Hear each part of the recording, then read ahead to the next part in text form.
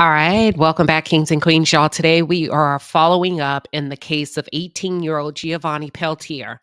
He was found dead in Florida. I don't know if you remember the case, but a couple of weeks ago, Giovanni and his mom and his stepdad and the entire family traveled down to Florida, and Giovanni wanted to get to know the paternal side of his family. His father's incarcerated. He didn't have a relationship with his cousins. So he wanted to extend his hand and really get to know kind of where he came from and just, bridge the gap. Okay. His mother was hesitant, but she allowed him and supported him in connecting with the cousins on the other side. And prior to them taking a road trip to Florida and going on vacation, he was invited to join a group chat with the cousins where they all participated. I'm sure he felt safe. I assume the communications were very healthy. And as a result, the cousins picked him up about 1:30 a.m. in the morning to drive 3 hours to their residence. 20 to 25 minutes into the trip, Giovanni starts to send out distressed text messages and phone calls, attempting to contact his mom, his grandpa, and his aunts, sending chilling eerie text message saying, "Mom, help." He attempted to get help several times. However, because of the time of day, everybody was asleep. The following day, Giovanni was reported missing, only to be found dead in a pond a couple of weeks later after the initial report of him going missing. We are going to talk about it, okay? For those of you who are just tuned in, or if you're new to the channel, welcome to the palace. I am Queen Sheba. I cover a variety of hot topics specific to reality television, but most importantly, I hone in on the psychological and the behavioral traits of the Black experience. Subscribe now. Okay, so there has been an update in the Giovanni Pelletier. I hope I'm saying the name correctly in his case. Unfortunately, they do have footage. And the reason why I'm saying unfortunately, because there seems to be no evidence of foul play in the video footage that the authorities were able to extract and show to the public. You can see the missing teen um, sprinting alone on camera toward the water. And quote unquote, according to the sheriff, there's no one chasing him.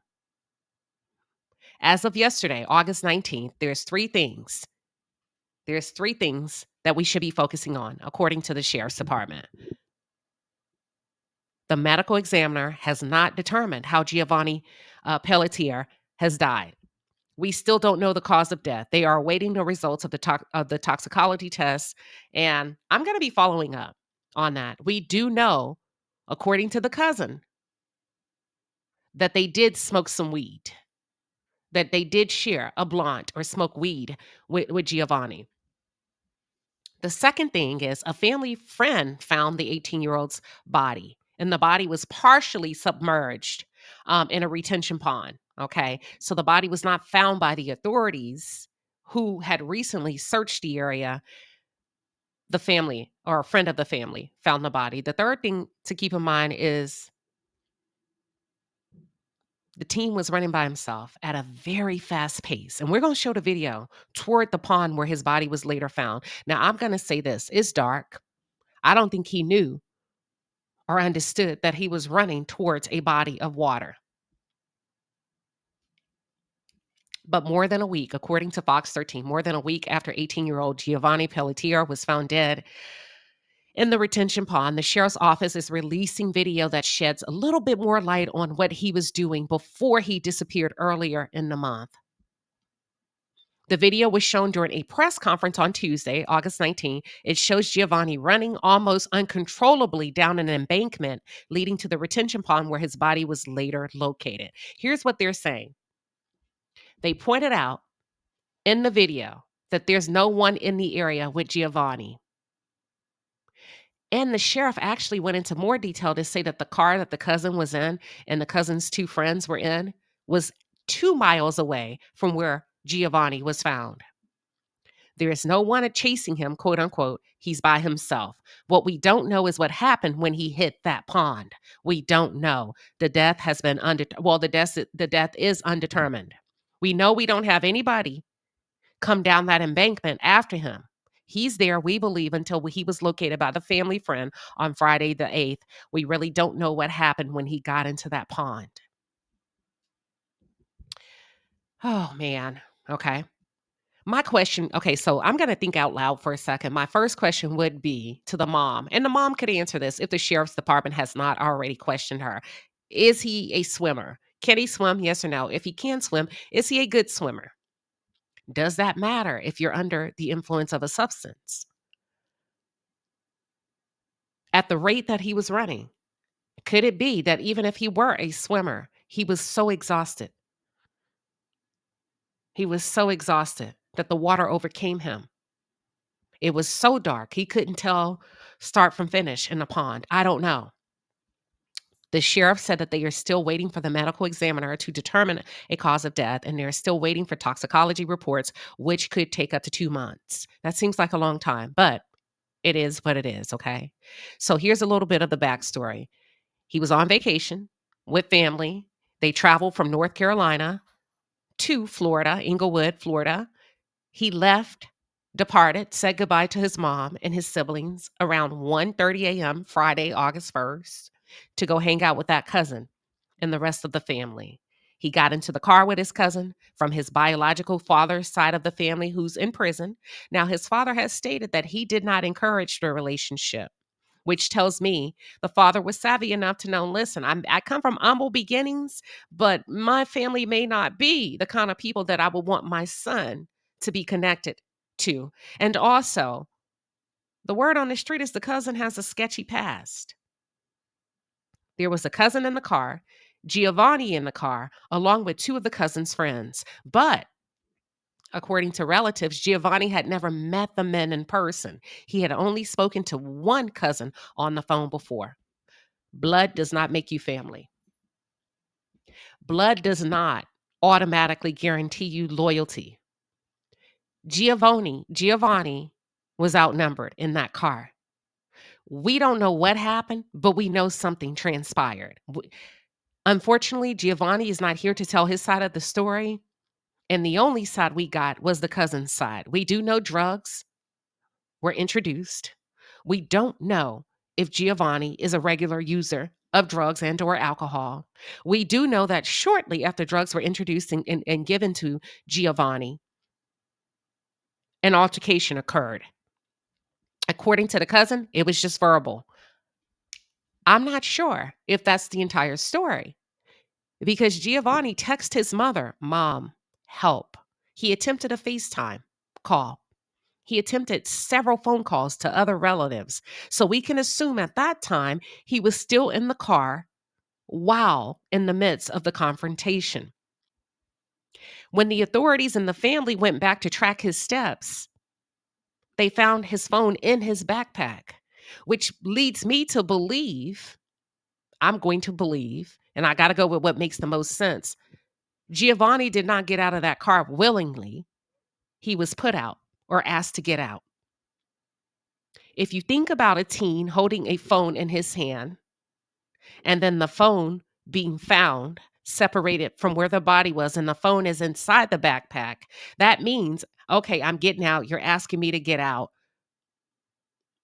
For whatever reason, I'm putting my phone back in my backpack. I'm going to zip my backpack up, throw it across my shoulder or whatever. I get out the car or you force me out the car. Something happened. Something transpired there that would separate me as an individual, as a teen, from my backpack to where I'm running for my life. I almost get hit by a truck. I'm running at full capacity into a retention pond in an area that I am not familiar with.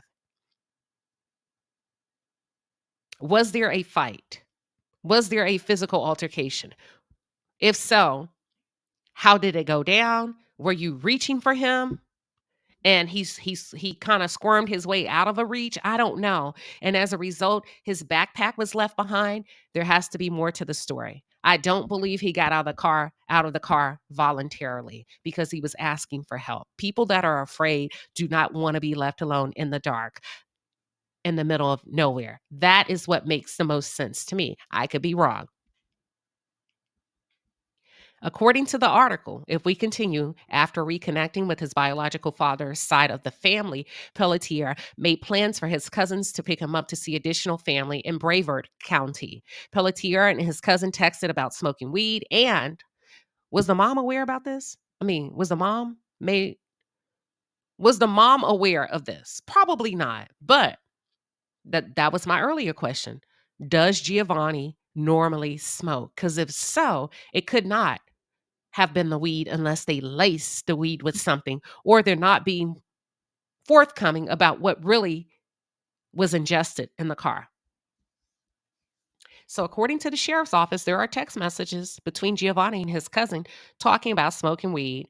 And Pelletier wrote that he had not smoked weed in a while because he had court stuff going on in North Carolina. There we go. There's our answer. There's our answer.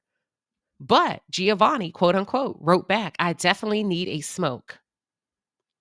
Pelletier texted back to his cousin. According to the Manatee County Sheriff's Office, Pelletier's cousin said not long into the drive, they smoked weed in the car and Pelletier started tripping.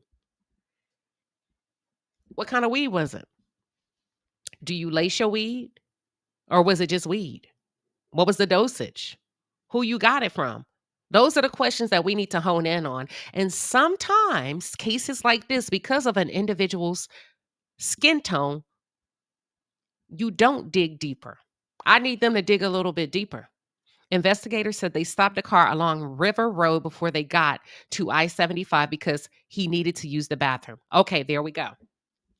Okay. The cousin told detectives Pelletier was acting out and started raging before getting back into the car. What does that mean? I need to know, what does that mean? What did that look like? What was he doing? Let's go. According to MSCO, the four continued driving north on I-75, and at 1:55 a.m., Pelletier sent his mother a text that read, help. Okay, let's pause. I want to walk back just a little bit. They were smoking weed, according to the cousin. Giovanni started tripping. They pulled over to let him go to the bathroom. I want to say something. If that is true, if he were tripping, he still was not in a state of mind where he felt in danger at this point. Okay. So there may be some things that are not necessarily all the way true with the cousin's recant of the incident and how it truly played out, because that was the perfect time for Giovanni to call 911, to call his mom, or to refuse to get back in the car. So I am going to assume that the time that they stopped at the bathroom, Giovanni still felt safe with his cousin, although his cousin is reporting to the authorities, no, no, no, he was tripping at this time. Let's continue. He gets back in the car. We don't know about how long. Let me go back because they didn't say what time they stopped the car. All we know is that they continue driving north on I-75, and at 1:55 a.m., Giovanni sent a text that read, help. What the hell was going on in the car that now he feels as if his life is in danger? Why would he have to pull a knife if what the cousin is saying is true? What was the back and forth? Who was seated next to him? Like, I need to know all of this. And it looks like he sent two separate texts, one that said help, and then he sent another text that said me. Another person in the car told investigators that while Pelletier was tripping, he said, I am a demon and I will wreck this car. Why did he say it? Were y'all arguing? Were all of you tripping? Or was he just saying this out of the blue? Was he responding to somebody?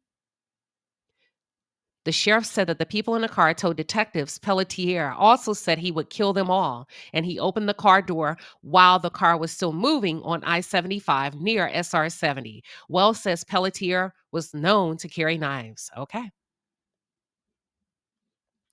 Mama, what's his background? Why is he carrying knives? Not to blame, but the more information that the family gives, the more forthcoming they are, the quicker law enforcement can begin to put the pieces together.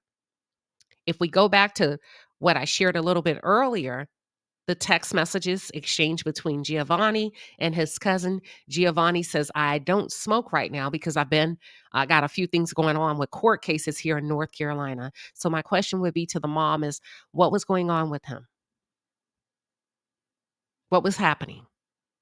Because the more you know about your kids, the more you're able to stand in the gap. God forbid, should they lose their lives like this in this manner, right? You can say, my son has been known to carry knives because of ABC. There was a time, or my son or my daughter does use weed or smoke a little weed if and when she has anxiety. However, he or she has never been known to trip, or maybe he tripped out in response to a threat. But the more information a mom can give, I think it would assist in putting the story together. Okay. Wells said that, okay, he was known to carry knives. And according to MSCO, the driver pulled the vehicle over and they said Pelletier got out of the car and started running in the southbound lanes of I-75. I'm going to just say that it doesn't make sense to me. If he's being disaggressive and threatening to kill everybody in the car, he's saying, I'm a demon, I'm going to wreck the car, then all of a sudden, you're instructing him, okay, I'm going to pull over now. And he says, okay, I'm going to get out. And not only am I going to get out, I'm just going to take off running out of nowhere. Does that make sense to you? The way the cousin is telling the story, he's volatile. We feel threatened. He's threatening to kill us. He's saying he's going to wreck the car. He's a demon. And then he just gets out on command and starts running into northbound lanes and almost got hit by a truck. The sheriff said Pelletier left his backpack and cell phone behind, and the people in the car took the items and placed them on the side of SR 70. Does that sound like loving people to you? Does that sound like people that were looking out for his best interest? No, it doesn't. That sounds like some shit popped off in the car and you wanted him out the car, or you pulled him out the car and he wiggled. I don't know, but it doesn't sound like a peaceful exit.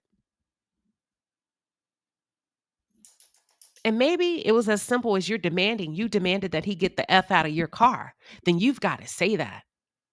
But to leave his belongings on the side of the road and leave without him? No, that doesn't make any sense. Now, according to MSSO, at 2:26 a.m., the cousin called his grandfather to let him know that Giovanni had got out of the car. At 2:27, he called Giovanni's mom, but she didn't answer. They listen. The cousin and his friends, they continued to drive to Brevard County. At 6:50, the cousin called Giovanni's mom again and told her what happened. At 7:13, we're talking 23 minutes later, Giovanni's mom called 911 and asked the operator to have deputies do a wellness check near where Giovanni got out of the car. What I would like to know is, was that well, maybe that was the first time. And is there a reason? And I'm not blaming the mom. I'm just thinking out loud. When you woke, was that the first time you woke up at 7:13? Were you awakened by the cousin's phone call, or were you already up? If you were already up and you saw your son saying, Mom, help, did it alert you to make you feel any kind of way? Like, I just have so many questions. His mother told the 911 operator there was an altercation involving a knife before he got out of the car. I believe that. I believe there had to have been an altercation. She said the people in the car gave her son some bad marijuana and he started freaking out. So it sounds like she's reported and is reporting to the police the story that they gave her. You know what it reminds me of, y'all? It reminds me of the Shanquilla Robinson story, how they conjured up the story about alcohol and how she died of alcohol poisoning only for the autopsy to come back and completely state otherwise. So we're going to have to wait for those toxicology reports. The sheriff said a trucker saw the backpack and cell phone on I-75, picked up the items, and drove them to Tampa, Florida. Pelletier's mother, according to Wells, saw her son's phone moving but didn't know a truck driver had her son's phone. She called Tampa police, and an officer located the truck driver doing work and recovered the phone and the backpack shortly after 9:30 a.m. So that was pretty quick. That was pretty quick. Shortly after 9:30 a.m., the Charlotte County Sheriff's Office opened a missing persons case and contacted the Brevard County Sheriff's Office. Okay, so now we've established communication between two different law enforcement entities. Brevard County Sheriff Wayne Ivey said the family willingly turned over the vehicle to be processed. That's the cousins. Does that indicate to you, or do you believe their willingness to allow the police officials to do what they need to do as it relates to the vehicle? Does that indicate that they're innocent and that there was no type of malicious behavior at hand? They said, take it, do whatever you need to do. The crime scene went through it, and there was no evidence of wrongdoing, said Ivy. Probably not, right? We see him running on tape. But that does not mean that there was not something that prompted him to get out of that car. I don't think he wanted to be stranded in the middle of nowhere, which is why he texted help. I think they were yelling and telling him, let's just act it out. You're about to get the hell up out of this car. You got to get out of this car. Oh, no, you got to get up out of here. However that went down. Pelletier's family has called for federal investigators to take over after they claim local law enforcement has failed to treat the case with urgency. Okay. What's next? Sheriff Wells said officials are still waiting toxicology reports on Giovanni's body. He added that Giovanni's family can view the videos of him running on the interstate and then sprinting toward the retention pond. Pretty sad case. What I would like to do now is let's take a look, y'all. Let's take a look at the video. Let me minimize it. Here we go. The Giovanni Pelletier case, death investigation. But before I get started, I do want to say that our prayers continue to go out to Bridget, the mother of Giovanni, and the entire family as they struggle during the very difficult time. And we pray that blessings are bestowed upon them, and we're here to hopefully give them some information that will give them closure at some point. Before I get to where we're at in the investigation currently, I think it's important to go back and start from the beginning. So on Thursday, July 31st, there's communications between Giovanni and his cousin, Latrell Hearn, about Latrell picking up Giovanni, who's in Charlotte County, and taking him back to Brevard County, where Latrell lives. They're trying to figure out the details. At 5:41 p.m., Latrell texts that he's going to have to use his grandmother's car, which is a white Malibu. At 8:30, they're still texting each other. They text about smoking weed. Giovanni says, I haven't had a smoke in a while because of court stuff going on in North Carolina. And he goes on to say, I definitely need a smoke. At 10:08 p.m., Latrell, Jalen Washington, and Zachary Cummings start heading toward Charlotte County. Zach Cummings is the driver of the white Malibu at the time. During interviews, I will say this really quickly. I don't think there was any malicious intent up front from the cousin to inflict and or do any harm to Giovanni. I want to make that clear. It seems like initially the earlier communications were just two cousins that were happy to meet and connect and smoke a little weed.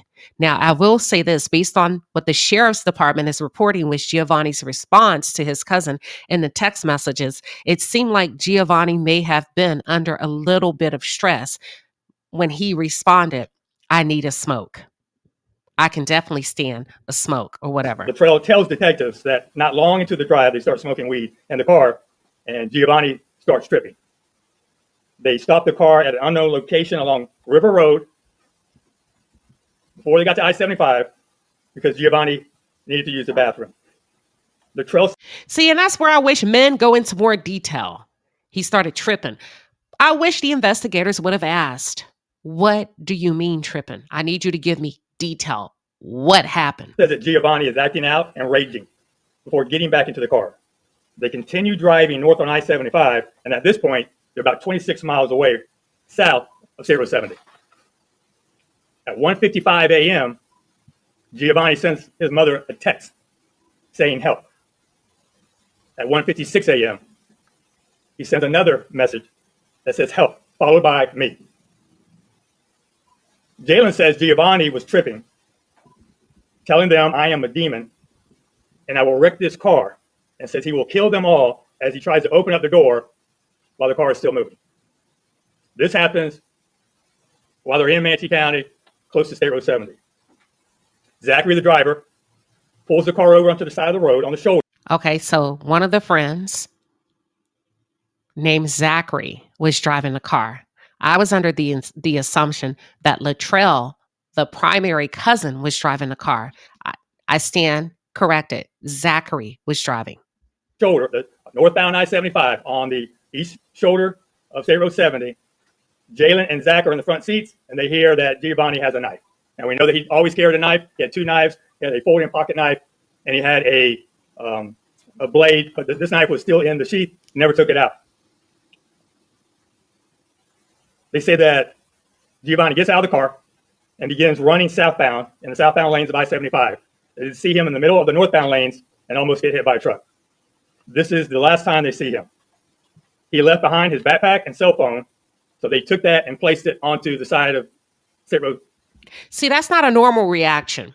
When you think about, and I'm not saying that it's not true, I'm just saying it's not a normal reaction. What would most people do? I'm going to keep your belongings with me, and I'm going to go look for you. But to put you out the car and leave your belongings on the side of the road, we got to think of what would most people do. It wouldn't be that. Or I-75 at State Road 70 at the entrance ramp on the east side. At 2:26 a.m., Latrell calls his grandfather to let the grandfather know that Giovanni got out of the car. At 2:27, Latrell calls Bridget, Giovanni's mother, but there's no answer. We know that they continue northbound on I-75. We have them stopping at the Flying J truck stop in Hillsborough County off the I-4, and you can tell by their phones that they eventually make it home to Brevard County. At approximately 6:50 a.m., Latrell calls Bridget again. She answers, and he gives her the information on what transpired that night. I'm just curious what reason did they offer for not going back to look for him? At 7:13, Bridget calls the Manatee County Sheriff's Office to look for Giovanni on I-75. She says, from the 911 call that we collected, I received some missed calls from my son this morning.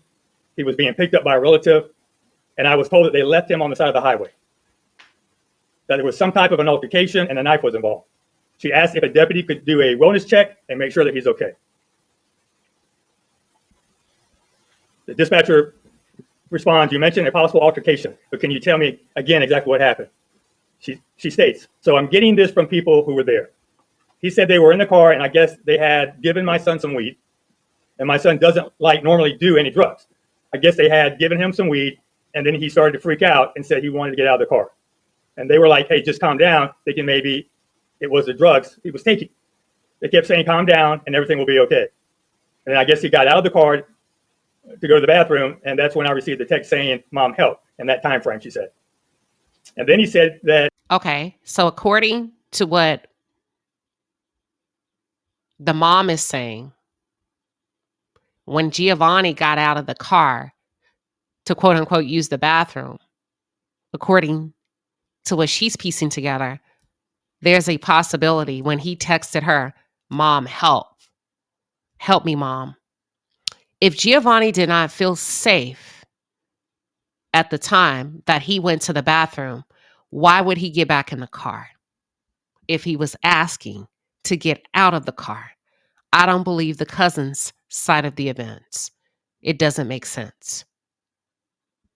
If I feel afraid, if I'm tweaking, if I'm tripping from what you gave me, and if I perceive you to be a threat and I'm the demon and I can wreck this car and I'm pulling out knives and I actually get out of the car, would that not be a good thing for me? Yay. I'm out of here. I'm away from the threat. Unless the threat has coerced me to get back into the car. It just doesn't make sense for him to feel threatened, get out the car, go to the bathroom, text mom help, and call all of these people and then get back in the car. Does that make sense to y'all? I don't know. I'm trying to make this thing make sense. And so far, the cousin's event and recollection of things, it's just not making sense. He continued to freak out and didn't know what was going on. They left him behind on I-75. Bridget is heading northbound on I-75 to try to locate her son. A deputy responds to that area, but finds no pedestrian on the interstate. At 7:21, a truck driver who was checking the load on his truck, it's a sod truck, pulls off in that same area on the east side of I-75, northbound, sees the backpack, picks it up. He travels to Tampa with the backpack. Bridget sees that the phone is moving, but does not know that it's a truck driver that actually has the bag and has the phone. Can you imagine the false hope that the mom had? He's moving. I think I got him. My son's okay. Let me call law enforcement, only to find out that somebody found his backpack with his phone in it.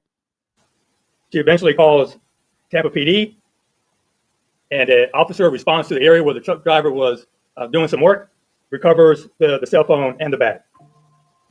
The cell phone was recovered inside of the bag. That's why I do not believe Giovanni got out of that car willingly. Most kids, you cannot separate them from their phones. So even if Giovanni jumped out or wanted to get out, the first thing, what does common sense tell you? The first thing that most teenagers are going to reach for is their phone. They're going to reach for their phones. He had his phone when he texted his mom help. He had his phone when he attempted to FaceTime. He had his phone when he called others family members over and over and over. I don't believe he got out of the car willingly. I think he was forced out, or they demanded he get out and he didn't, or he was pushed out. He didn't have enough time to grab his phone. This is about 9:21 when TPD recovers the phone in the bag. At 9:28, Charlotte County Sheriff's Office opened a missing person case. And we also learned that Charlotte County reached out to Brevard County Sheriff's Office, and they were instrumental in interviewing all the passengers in the vehicle and as this investigation unfolded. They voluntarily give Brevard County the vehicle, the white Malibu that they were in. Brevard County processes the vehicle and finds no foul play, no blood, nothing, no evidence whatsoever inside that vehicle. Okay, so according to Sheriff Wells, they processed the vehicle. They did forensics and everything. There was no foul play that they could determine that happened in the vehicle. We're not saying it is, right? We're not saying, we know that they did not physically unalive him. But I think what we're saying is we're smart enough to know it wasn't as cut and dry as the cousin is making it appear to be, right? Well, hey, he was tweaking. We pulled over. He got out. That's the end of the story. I think there's a little bit more. That's what I'm saying. Once again, to check to see if Giovanni had been admitted to any hospitals or possibly was arrested. And there was no sign of Giovanni in our system. On Monday, August 4th, Charlotte County requests the assistance of the Manatee County Sheriff's Office as they search the area that the trailer says they dropped off Giovanni on I-75. They do an extensive search east of the interstate and wooded areas on both sides of State Road 70 and find nothing. So they did an extensive search in the area based on the cousin's report of where they last saw Giovanni, and they came up with no body, nothing. No sighting of Giovanni. Back to Manatee County, along with a volunteer team that have good cadaver dogs. Also, the Charlotte County Aviation Unit was flying overhead. We had 3 of our detectives assisting them with searching the areas that they wanted to search that day. After about 4.5 hours, they told our detectives that they're not really sure that Giovanni is in this area. Now, why is that important? We know that he got out of the car on River Road before he got onto I-75. So as investigators, they're starting to think maybe he never made it to State Road 70. Now, I can't speak for the Charlotte County detectives. I can't speak for Sheriff Permel, but they know that backpack was there. There's no sighting of Giovanni in that area at this time. So Charlotte County is still searching, and they're searching hard in the area of River Road and I-75. but we know that that's not where it was at. On Friday, August 8th, at about 3:15 p.m., Manatee County Sheriff's Office receives a call about a body located in a pond right off of I-75 at the exit ramp to State Road 70. Now, this is the part where the family friends went back and retraced the steps of where Giovanni was last seen and expanded the search, and that's where the family friend located the body of Giovanni. Now, I know there's some conspiracy theories out there, Facebook, Instagram, where people are saying, do you think it's weird? Do you think it's strange that the law enforcement officers searched the same area and didn't come up with anything, but now this family friend comes in and goes immediately to the body? I don't know. I never looked at it like that. What are your thoughts? We learned that a friend of the family had been searching the area and had located the body. I sent my entire homicide team out there along with their sergeant, lieutenant, captain, and major to process the scene. The medical examiner investigator also responds to help with the processing of the body. We do a deep x-ray, a scan of the body. The ME does that night. There's no signs of any trauma to the body. There's no indication that he was shot. There's no indication that he was stabbed. There's nothing at that time that helps us determine cause of death. On Saturday, August. There was no visible trauma, nothing visible, wounds, gashes to the body. Because my initial thought was, they have him on camera. He's running at a very high speed.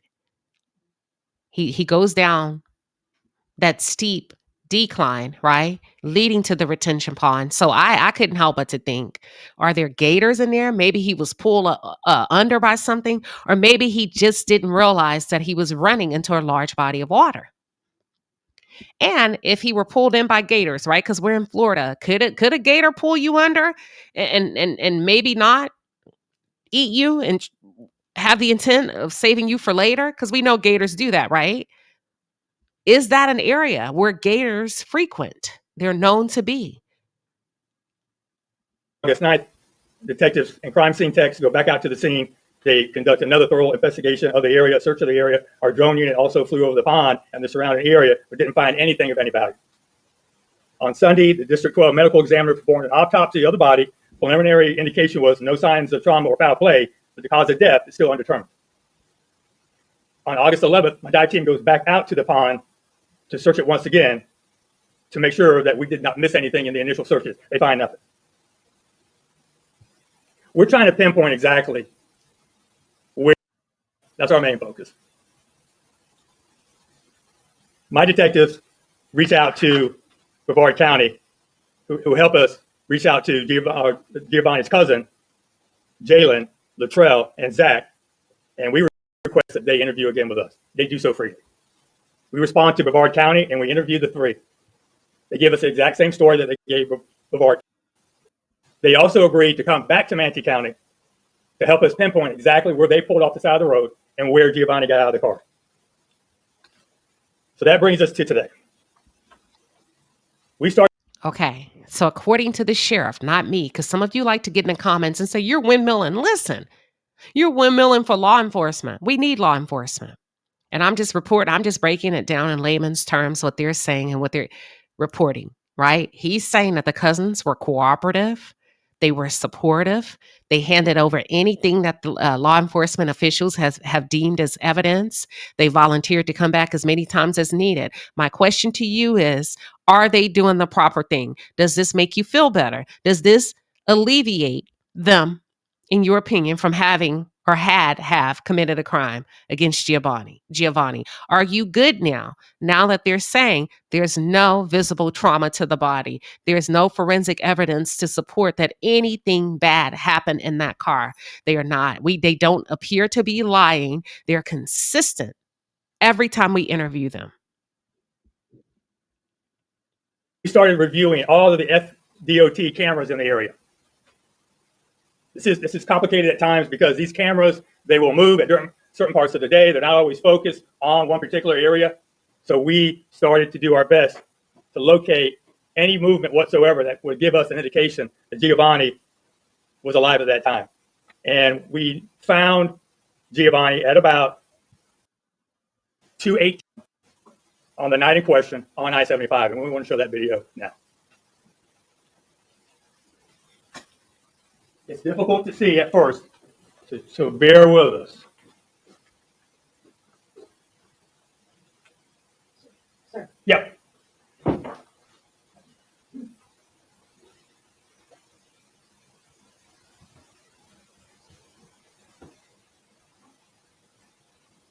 This is the 44th Avenue camera, located about 1.2 miles north of State Road 70.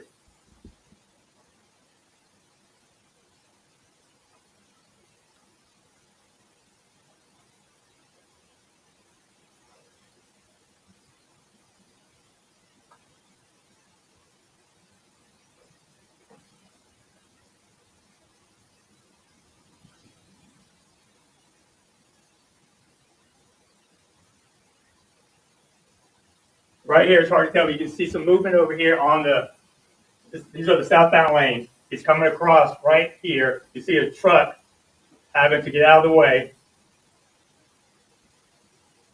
He'll clear up a little bit here in a second. He has on a white shirt. You can see him coming across. Here's a truck trying to avoid hitting him. Wow. You can point him out right here. Oh, I see him. He's coming eastbound now. He's walking back westbound. Across. And there's a concrete barrier right here. And down here is where the pond is. Wow. So then we continue to check cameras.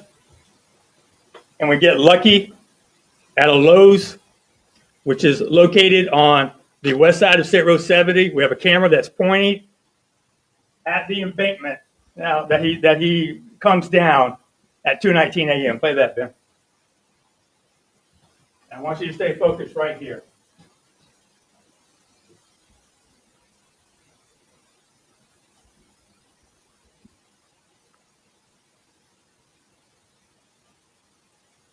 He's moving. He's moving fast. Wow. He's moving at a high rate of speed. Embankment. It's coming down there almost like an uncontrollable sprint. If you've ever gone down a hill, you know what I'm talking about. But the pond is right here at the edge of that embankment. I mean, the important thing that I want you to see, there's no one chasing him. There's no one around him. In fact, when he's coming down that embankment, the vehicle is 2 miles away.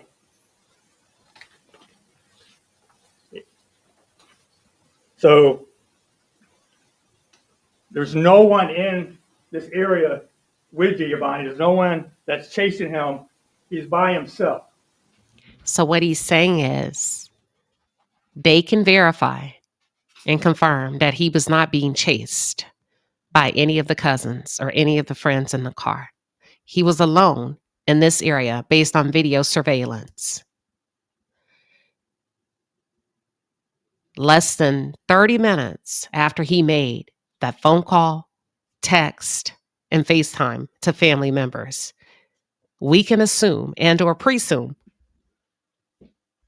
that he was dead once he went down the hill and went into that pond.